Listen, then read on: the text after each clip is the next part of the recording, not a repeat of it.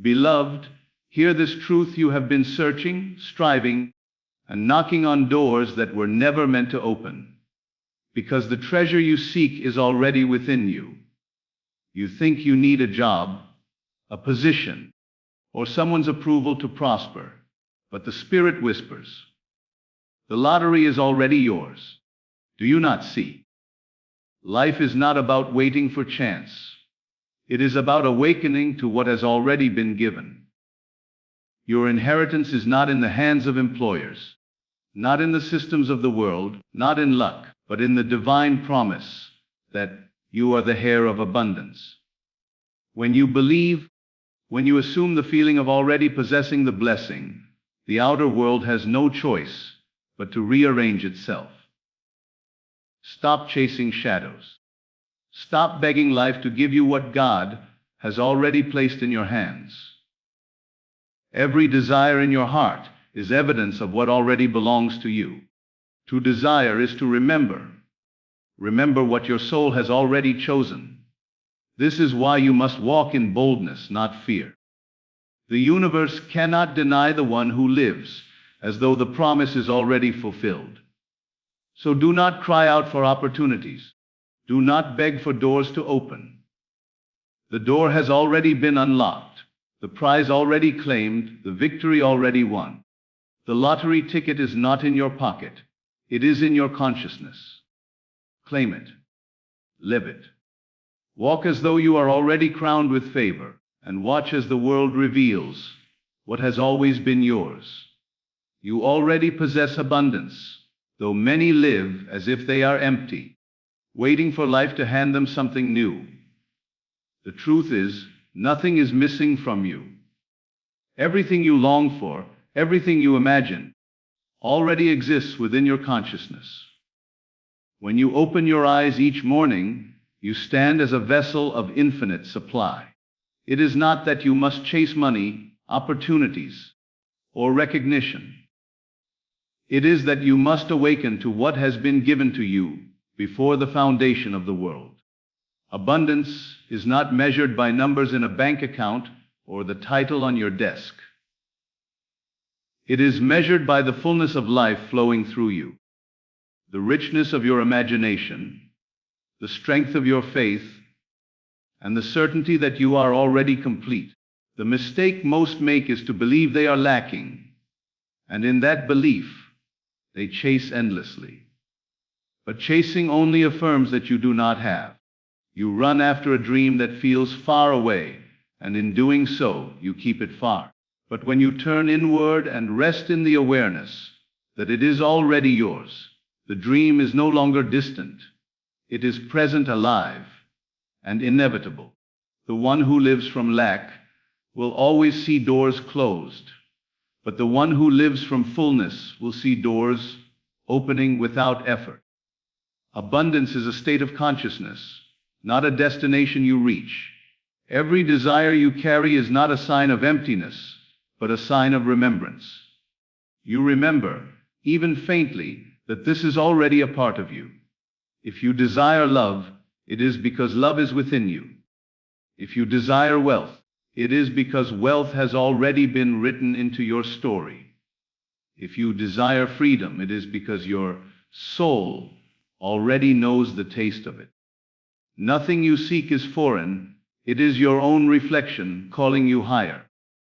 You do not need to beg God or plead with the universe for what you already hold.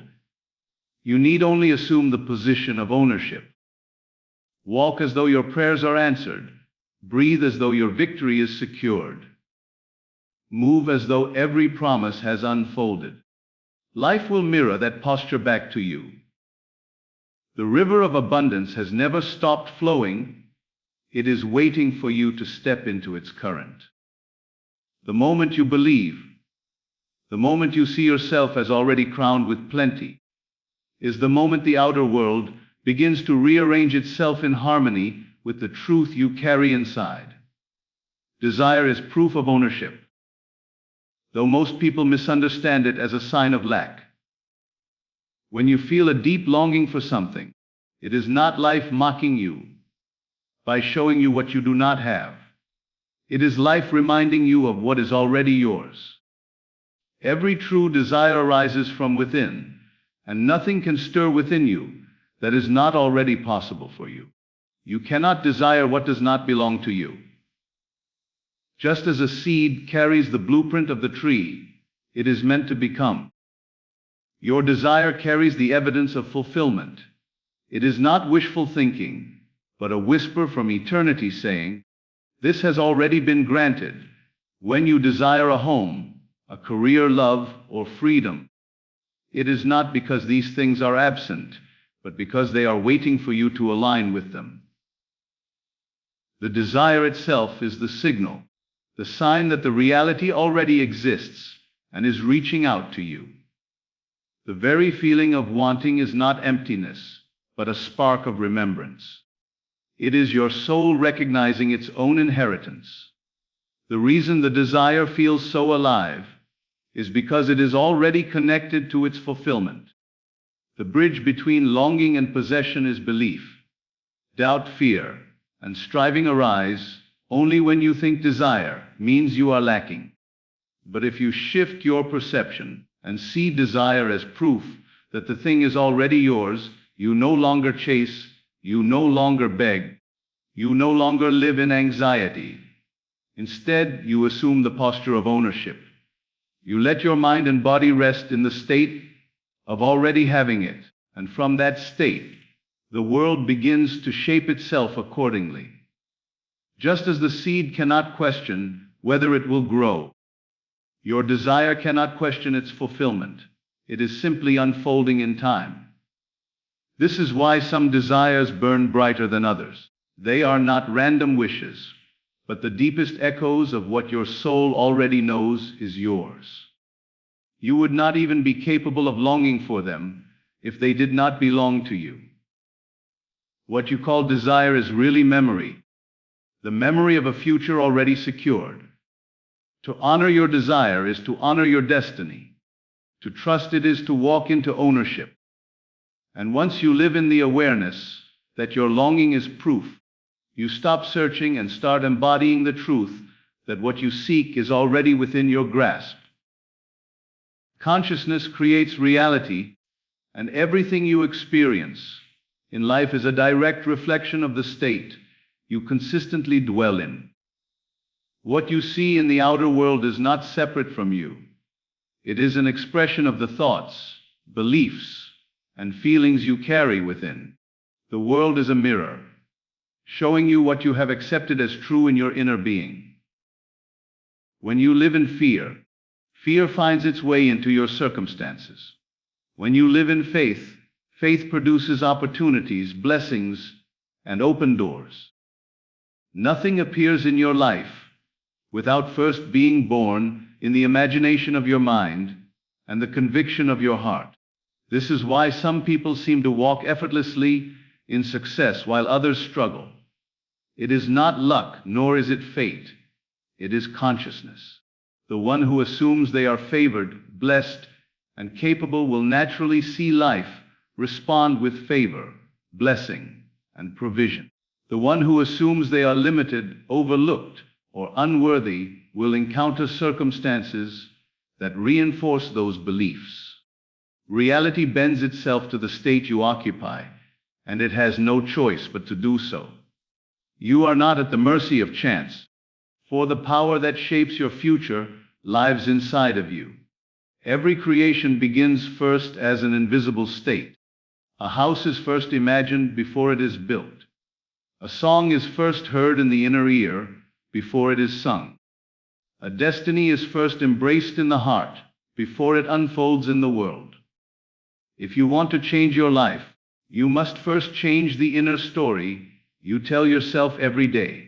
Do not wait for circumstances to shift before you believe. Believe, and circumstances will shift. The moment you align your inner state with the outcome you desire, reality begins to rearrange itself in your favor.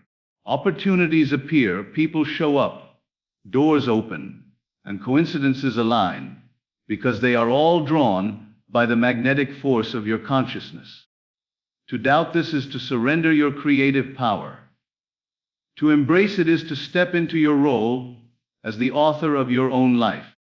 Consciousness is not just awareness. It is the creative force of the universe, expressing itself through you.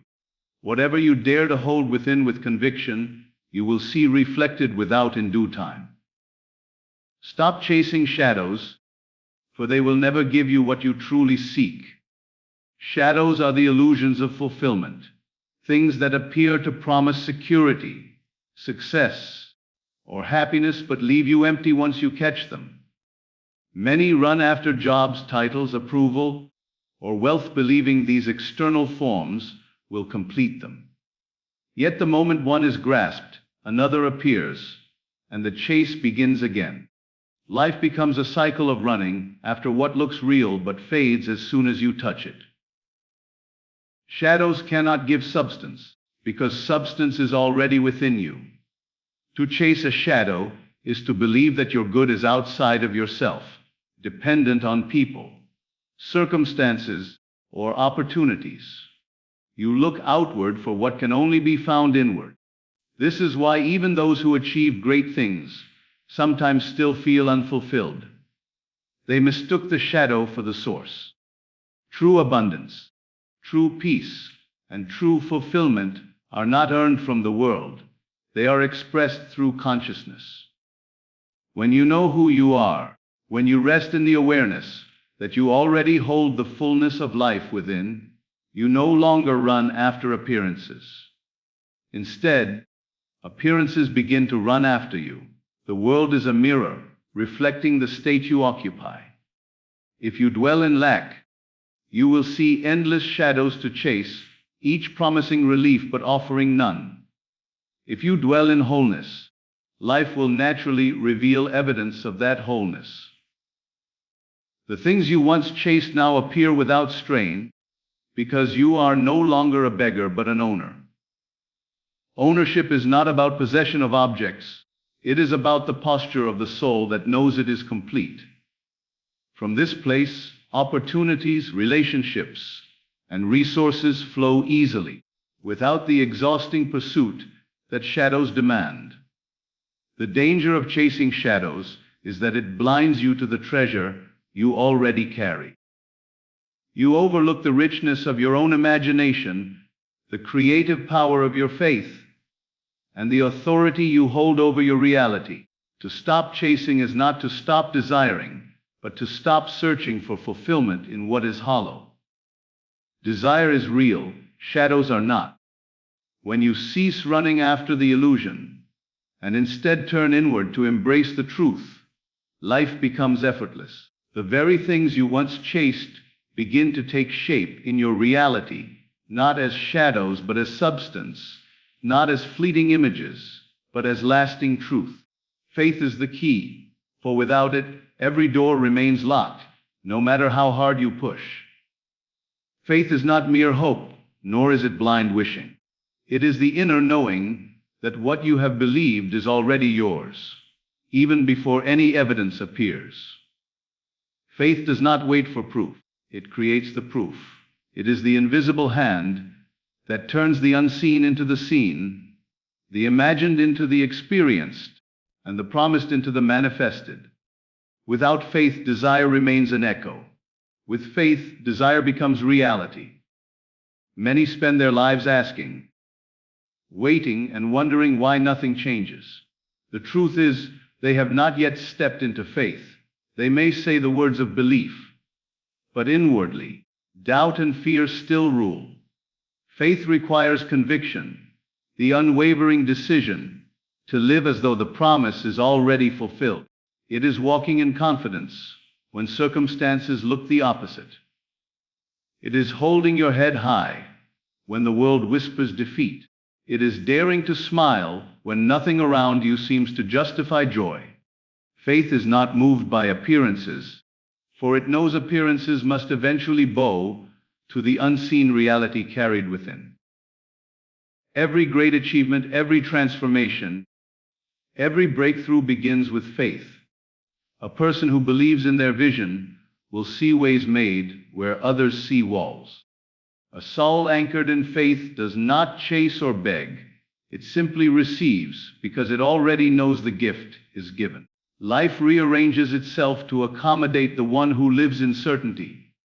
The job, the opportunity, the relationship, the provision. All these come as responses to faith. They are drawn to it as surely as shadows follow light. Faith is the key because it aligns you with the higher truth.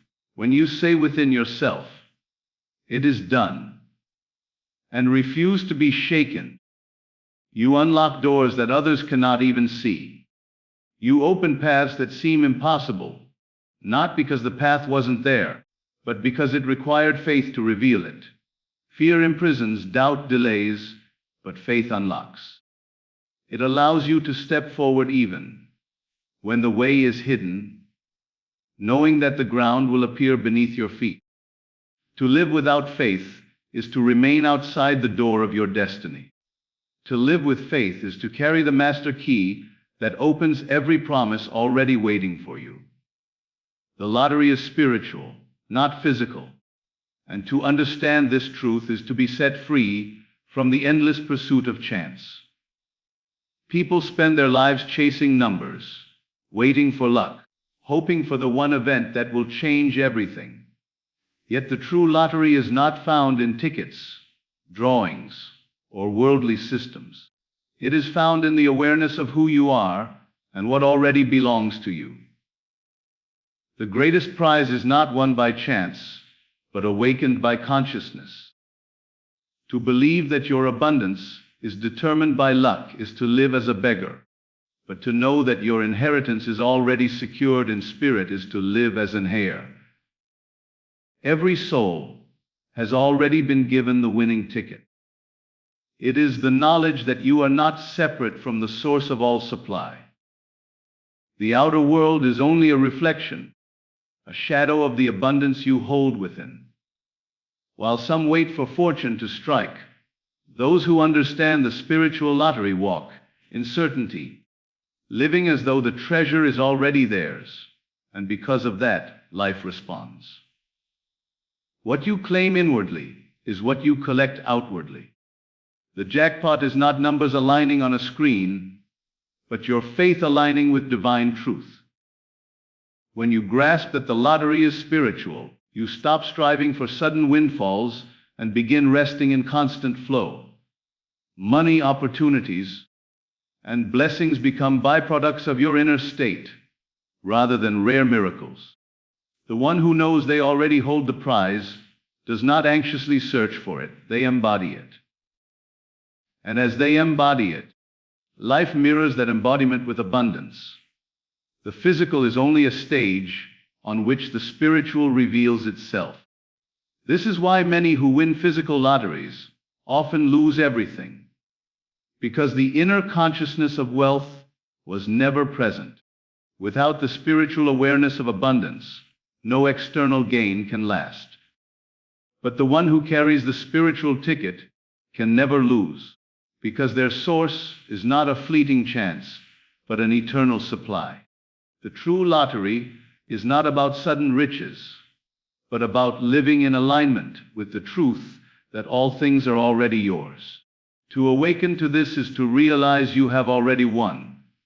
So stop waiting for chance to bless you, and stop hoping the world will hand you what has already been written as yours.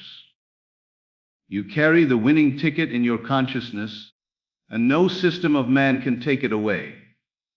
Live today as though you have already received it. Walk as though the prize is in your hands. Speak as though the victory is complete. For the true lottery has never been about numbers or luck. It has always been about awakening to the abundance within. And when you finally see this, you will realize you were never waiting to win. You have been the winner all along.